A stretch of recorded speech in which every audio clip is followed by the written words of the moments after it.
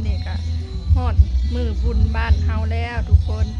ตอนนี้ก็10 โมงปลายแล้วก็บ่ทันได้ไปทางใดอยู่เนาะยังเฮ็ดยังบ่แล้วทุกคนสายๆจังหน่อยสิลงไปแจกของเนาะแจกน้ำอัดลมแล้วก็พัดหมี่เนาะทุกคนก็สิไปแจกอยู่วัดพุ่นแหละตอนเที่ยงเนาะก็สิถ่ายบรรยากาศให้พ่อแม่พี่น้องได้เบิ่งได้ชมนำกันเนาะทุกคนก็มือบุญก็สิวุ่นๆเนี่ยเนาะเสียงเพลงเสียงหยังก็เจ้าก็เปิดตู้นะทุกคนเปิดลำโพงเสียงดังเนาะมิวกี้ก็เด็กน้อยก็เตรียมไปเล่นมักสไลเดอร์ฮ้อนมันนี่ทุกคนฮ้อนคือเก่า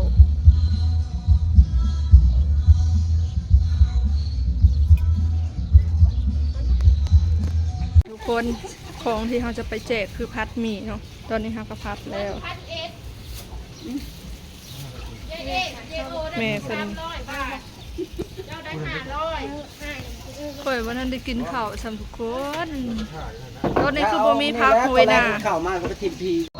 ตอนนี้เพิ่นก็เตรียมแห่แล้วเนาะทุกคนการฟ้อนนี่ก็แม่นซ้อมกันไว้ตั้งแต่ก่อนบุญหลายๆทุกคนเอ้ยเพื่อสิออกมาได้สำนี้ก็แม่นซ้อมไว้หลายเติบเนาะ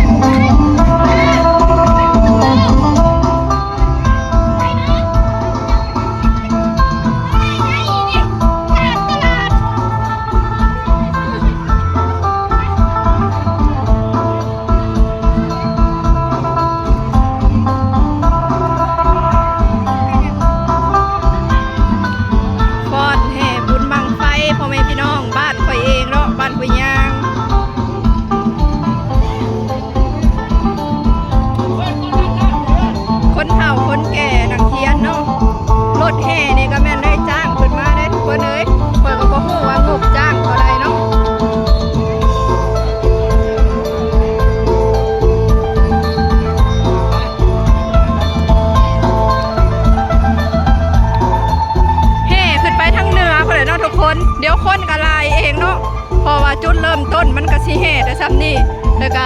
แห่ขึ้นไปแล้วก็สิมีคนลายเขาเองเนาะ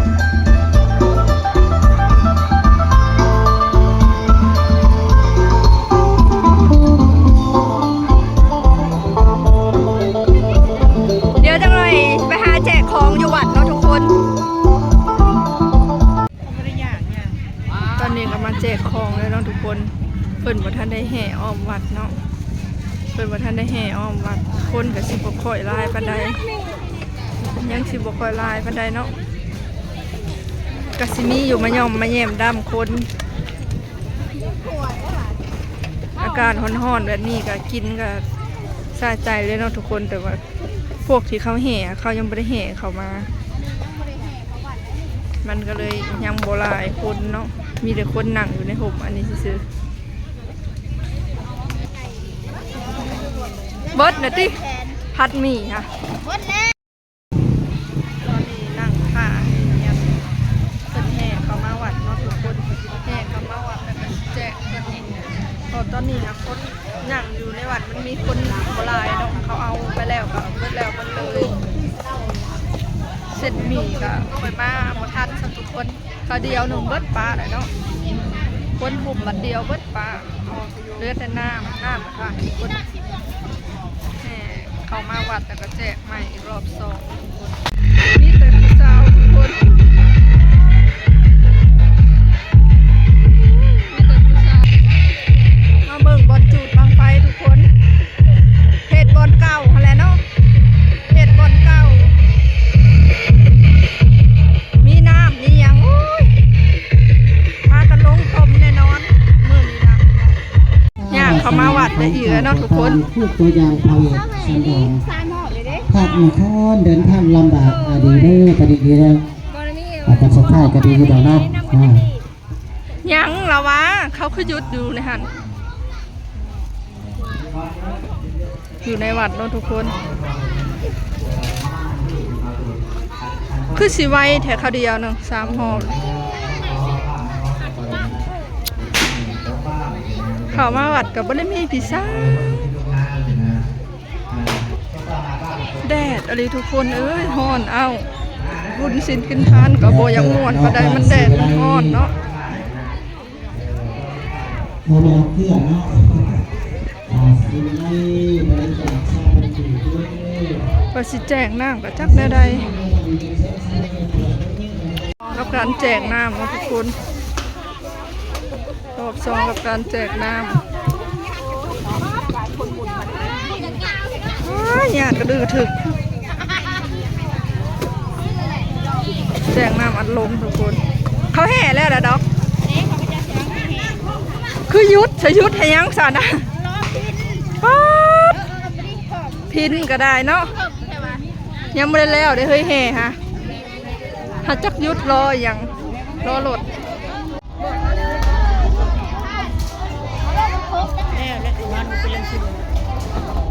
เจ้าก็เป็นบ่แน่นะค่อย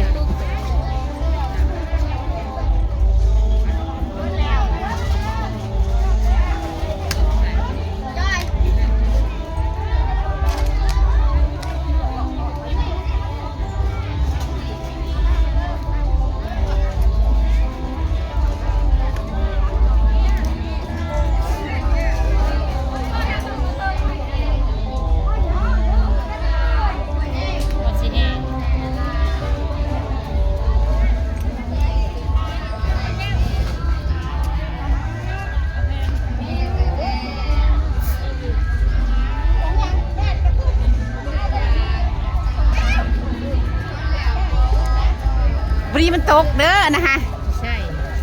กระติกก็ใช้รถฟ้อนไปใช้รถไม่แน่กระติกเป่าปาดเมียน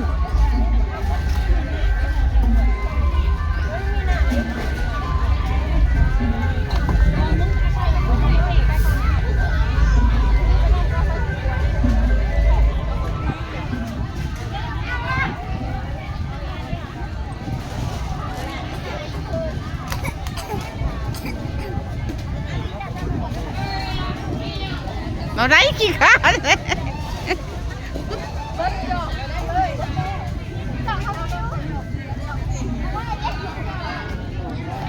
จอกเบิดทุกคนเอ้ย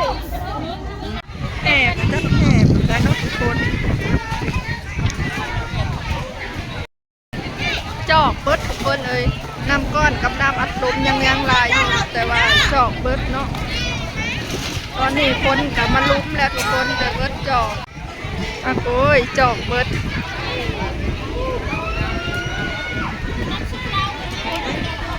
เบิดทุกคนเอ้ยน้ำก้อนกับน้ำอัดลมยังลายอยู่แต่ว่าจอกเบิดรถแห่ก็คือว่ายุดแต่เราจักยุดเห็นอย่างอันนี้เปิดบ่เข้าใจคือว่าแห่ยังไม่ได้จบ3 รอบจำตัวยุดก่อนเนาะปล่อยบ่ท่านได้แห่เอาวัด3 พัดว่ายุดก่อนอันนี้ก็คือพวกที่แห่เนาะทุกคนพวกที่พรพวกที่แห่เขาก็เมื่อยเนาะเขาแห่หล่อบ้านเลยเขาก็มาลุ้มกินน้ำแต่ว่าน้ำกระจอกเบิดล้มเนาะทุกคนล้มกับล้มห้อนล้มผัดขี้ฝุ่นมาใส่ตาซ้ำแบบนี้ค่ะจักโมงเลยสิได้จูดบังไฟคลิปนี่กับบคักปานใดเนาะทุกคนแบบว่าบสะดวกถ่ายปานใดถ่ายแบบลิงก์รวดไปเลยแบบบคักปานใดเนาะเย็นอยู่แต่ว่าขี้ฝุ่นถ้าเบิ่งตอนเขาจูดบังไฟเนาะทุกคนเป็นผู้สาวเนี่ยสาวลายเนี่ยมิวกี้เท่อะไรเล็กน้อยอันนี้เล็กน้อย2 ตัวนี่เท่แท้วะใส่แว่นอีกมิวกี้ก็ค่อยใส่เตรียมจูดบังไฟเนาะทุกคน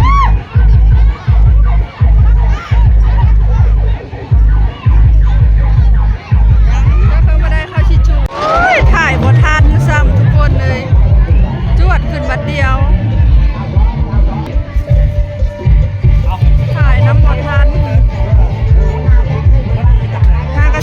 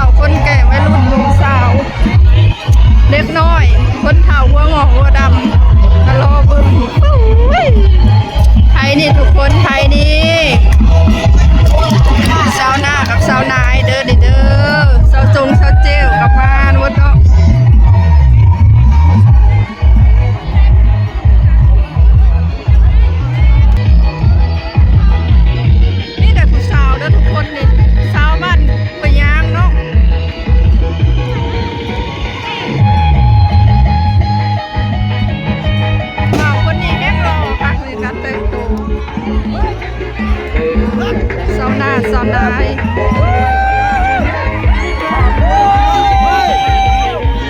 หวานเงินเนาะหวานเงินไป1,000 กีบ 2,000 กีบอะไรเล็กน้อยก็ไล่เอา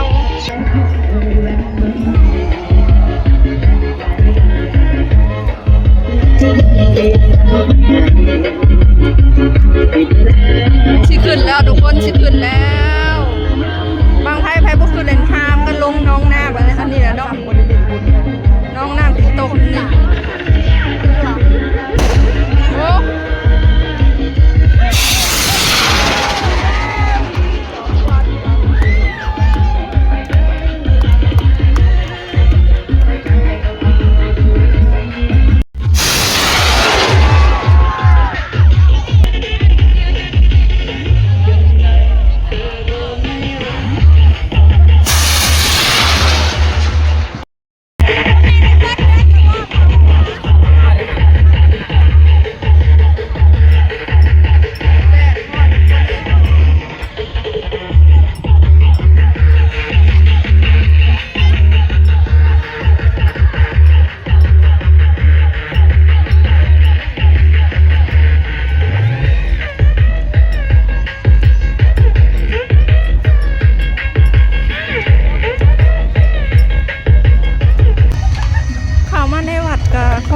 ก็มีแต่ซ้ำนี่แหละทุกคนเพราะว่าบ้านเฮามันบ่ค่อย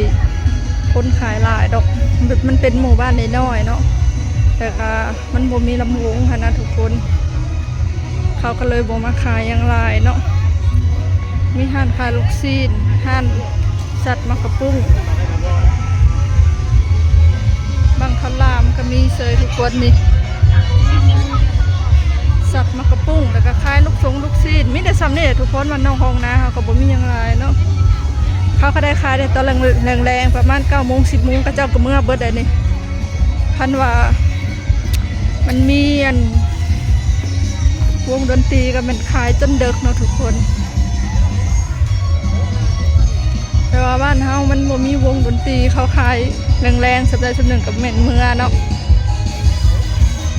โอ้กระเป๋าสวยมากทุกคนกิบศพของเล่นเด็กน้อยอันนี้ก็มักสไลเดอร์เนาะมิวกี้กับพลอยไซนี่พลาดบ่ได้ต้องมาเล่นคนละรอบ2 รอบผู้ใดทุกคนจังสิมือพอใจเพิ่นเนาะงานวัดทุกคนงานบุญบางไฟบ้านนอกของนาเฮาก็สิประมาณนี้เนาะบ่มีอย่างไรจ้ากระเป๋าสวยอ่ะอยากได้ดิอันนั้นกับสัตว์มักกะปุ้งมีลำวงสามัคคีลำวงย้อนยุคคนเฒ่าเต้นกันเองเนาะทุกคนจักได้คายหรือบอกพ่อแม่พี่น้องเลยมันคายได้ในกระซิเมนลูกชิ้นกับน้ำเย็นนี่แหละเนาะซื้อปลาหมึกก่อนทุกคนเลย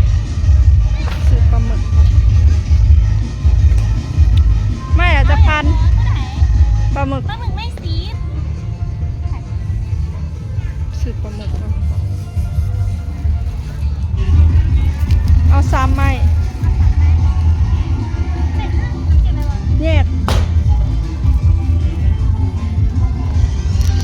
ทุกคนมาซื้อปลาหมึกมากินแรงก่อนเนาะเอาซีน500 บาทแต่ว่าเปิดโบจักแนวเห็ดห้านลูกซีนก็ถือว่ามี3 ห้าน4 ห้านก็ได้ทุกคน